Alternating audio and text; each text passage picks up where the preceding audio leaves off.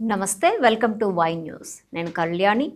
This news sponsors by Sri Krishna enterprises. Railway station ఎదురుగా మా వద్ద అన్ని టీవీలు, ఏసీలు, ఫ్రిడ్జ్లు మరియు అన్ని రకాల ఫర్నిచర్ హోల్సేల్ ధరలకు అమ్మబడును. ఈ కృష్ణ ఎంటర్ప్రైజెస్ కు విచ్చేయండి. రైల్వే స్టేషన్ ఎదురుగా main road, Tuni. Proprietor Tamarana Satyanarayana. గత వైసీపీ పాలనలో రాష్ట్రం తీవ్ర నష్టాన్ని చవిచూసిందని, ప్రస్తుతం ఎన్డీఏ కూటమి ప్రభుత్వం ఏర్పడిన తర్వాత ఆంధ్రప్రదేశ్లో అభివృద్ధి పరుగులు పెడుతోందని రాజమహేంద్రవరం సిటీ ఎమ్మెల్యే ఆదిరెడ్డి శ్రీనివాస్ అన్నారు.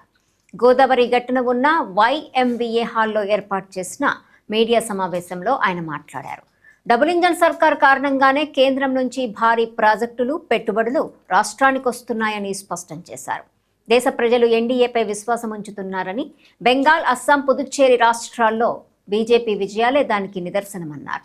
25 ఎంపీలు ఇవ్వండన్న జగన్ రైల్వే జోన్ తీసుకురాలేకపోయారని మండిపడ్డారు.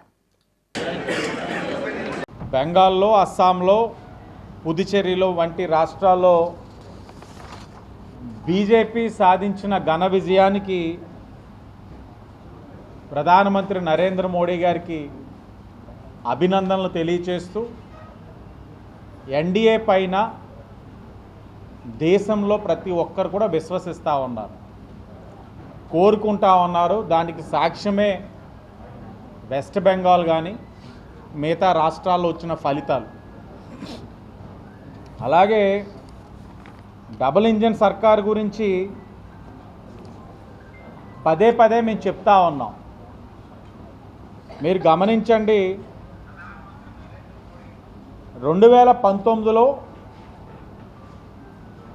ఆనాడున్న ఎన్డీఏ కూటమి ప్రభుత్వం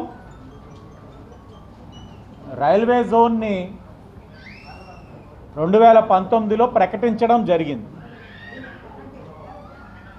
రైల్వే జోన్ని ప్రకటించిన ఆనాడున్న ప్రతిపక్ష నాయకుడు జగన్మోహన్ రెడ్డి గారు చెప్పిన మాటలేంటి? 25 ఎంపీలు నాకు ఇవ్వండి, కేంద్రం ఒక మెడలు వంగదీసి రాష్ట్రానికి రావాల్సిన అన్నీ కూడా తీసుకొస్తానన్నారు.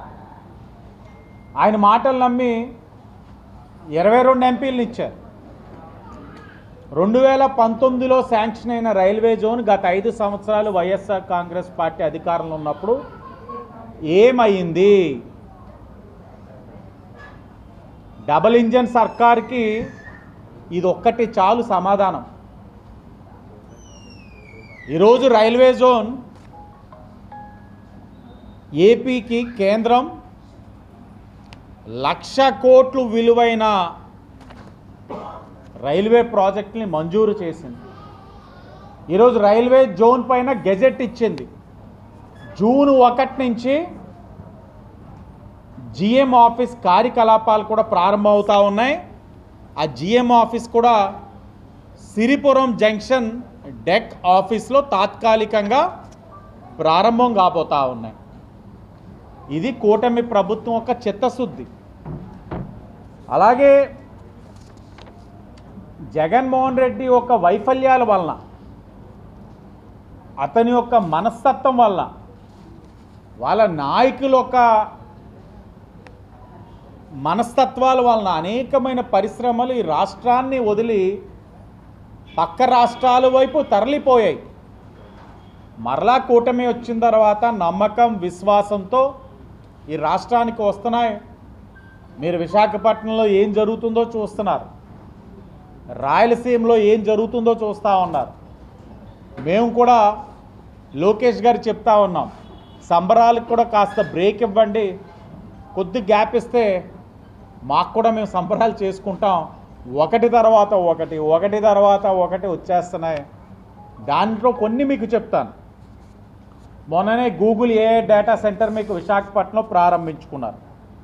సుమారు 1.25 lakh crores అంత భారీ స్థాయిలో పెట్టుబడి రావడం అన్నది ఈ రాష్ట్రంలో ఎప్పుడు జరగల. అలాగే క్యారియర్ గ్లోబల్ మ్యానుఫ్యాక్చరింగ్ ఫెసిలిటీ మొన్నే లోకేష్ గారు వెళ్ళారు. 1000 కోట్ల పెట్టుబడి, 3000 ఉద్యోగాలు ప్రత్యక్షంగా పరోక్షంగా. Renew energy global solar manufacturing facility 4200 నుంచి 5400 కోట్లు పెట్టుబడి, సుమారు 2100 ఉద్యోగాలు. Royal Enfield manufacturing unit